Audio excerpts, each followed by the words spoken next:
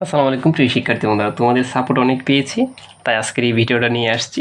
তো তোমাদের জন্য ইংরেজি বানিয়ে লেখার টেকনিক 2 পর্বতে আজকে হচ্ছে টেকনিক পর্ব 2। আমি পর্ব 1টা দিয়েছিলাম, আর এই একটাতে এত পরিমাণ রেসপন্স পেয়েছি। অনেকে বলছে স্যার তাড়াতাড়ি আমাদেরকে এই নিয়ম দেন, আমরা যাতে পাস করতে পারি। সো টেকনিক 2তে আমরা কি আলোচনা করব দেখো। কোনো একটা বিষয় যদি খুবই ক্ষতিকর হয়, ধরো লোডশেডিং, ট্রাফিক জ্যাম, অনেক কিছু। এখন তুমি বলতেছো এটা খুবই ক্ষতিকর, এটা খুবই বিপজ্জনক আমার জীবনের জন্য, ঠিক আছে। ধরো ট্রাফিক জ্যাম বা রুট অ্যাক্সিডেন্ট খুবই গুরুত্বপূর্ণ বা খুবই ডেঞ্জারাস বিষয় তোমার কি লাইফের জন্য। এটা কেমনে বানিয়ে লিখবা? তাহলে এখানে লিখবা রুট অ্যাক্সিডেন্ট। দেখো, আমি সরাসরি আজকে কথা না বলে বুঝিয়ে দিচ্ছি। হ্যাঁ, এখানে লিখবা রুট অ্যাক্সিডেন্ট। তাহলে লিখছ রুট অ্যাক্সিডেন্ট হয় very dangerous for our life. Road accident হচ্ছে আমাদের জীবনের জন্য খুবই কি বিপজ্জনক। রুট অ্যাক্সিডেন্ট আমাদের জীবনের জন্য খুবই বিপজ্জনক। তাহলে এই লাইনটা কেমনে বানিয়ে লিখবা? Road accident is very dangerous for our life.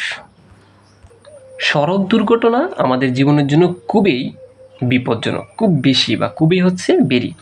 এই লাইনটা কি বুঝছো কি বুঝছো না? প্রতিটা লাইন বোঝার জন্য তুমি একটু ডান লিখবা বিশেষ করে।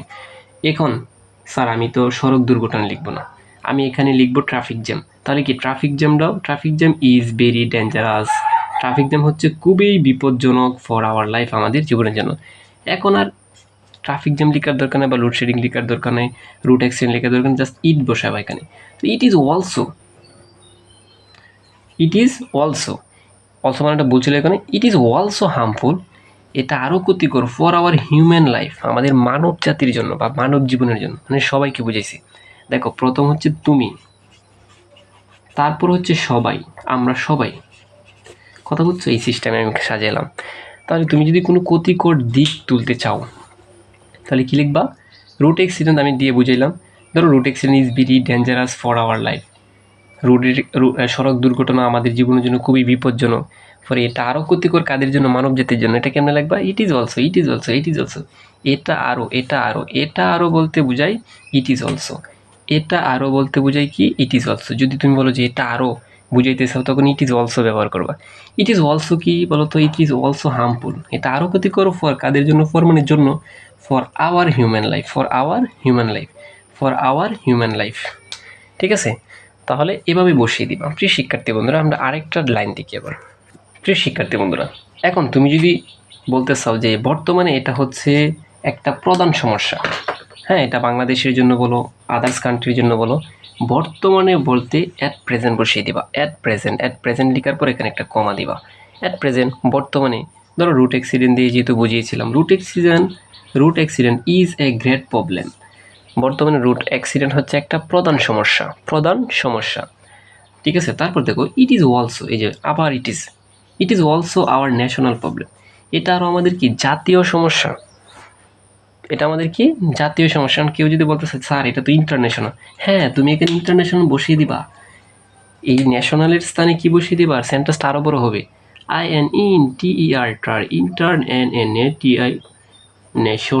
ইন্টারন্যাশনাল। ঠিক আছে? জাস্ট বানানগুলো যদি পারো না, তখন এমনিতে লিখতে পারবা। প্রিয় শিক্ষার্থী বন্ধু, আমরা আরেকবার একটু রিভাইজ দিই। দেখো, ইংরেজি বানিয়ে লেখা শর্টকাট কত? 2। যদি 3 পেতে চাও, তাহলে অবশ্যই কমেন্ট বক্সে জানাবা, আর কেমন লাগছে এটা একটু আমাকে জানাবা তোমরা। হ্যাঁ, যদি তোমাদের রেসপন্স পাই, আরও কিছু মজার কিছু বিষয় নিয়ে আসতেছি আজকে দিনেই অনেক কিছু মজা পাবা। তো দেখো, রুট অ্যাক্সিডেন্ট হয় very dangerous for our life. Road accident হচ্ছে আমাদের জীবনের জন্য কি খুবই ডেঞ্জারাস। শব্দের অর্থ কি? বিপজ্জনক। ইট ইজ অলসো হার্মফুল, এটা আরও ক্ষতিকর ফর আওয়ার হিউম্যান লাইফ। এটা হচ্ছে আমাদের জীবনের জন্য, প্রথম হচ্ছে জীবনের জন্য, আর পরে হচ্ছে কি মানব জীবনের জন্য আরও বেশি ক্ষতিকর। তারপর আমি বলছিলাম প্রথম লিখবা তুমি, তারপর সে সবাই। প্রথম হচ্ছে তুমি ক্ষতিকর হয়েছো, তারপর হচ্ছে সবাই। অ্যাট প্রেজেন্ট, বর্তমানে। এটা কিন্তু সব ক্ষেত্রে ব্যবহার করতে পারবা, যেমন at present, according to, in fact. ঠিক আছে? এগুলো কিন্তু আমরা যেমন সো লেখার পর আমরা কমা দিই, এগুলো বলা হয় কনজাংশন। এই কনজাংশনগুলো সব কাজেই ব্যবহার করতে পারবা তুমি কথার সাপেক্ষেও। তারপর দেখো অ্যাট প্রেজেন্ট বর্তমানে road accident is a great problem. বর্তমানে হচ্ছে এটা একটা প্রধান সমস্যা।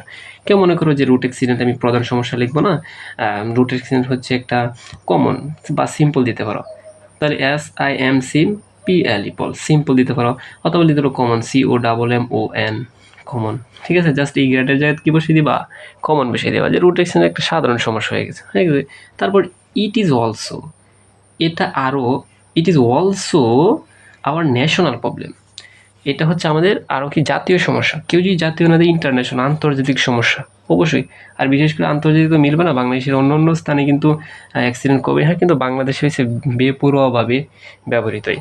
প্রিয় শিক্ষার্থী, তুমি যদি বলো ডে বাই ডে, দিন দিন এটা বৃদ্ধি যাচ্ছে, তখন লিখতে পারবা দেখো ডে বাই ডে, দিন দিন।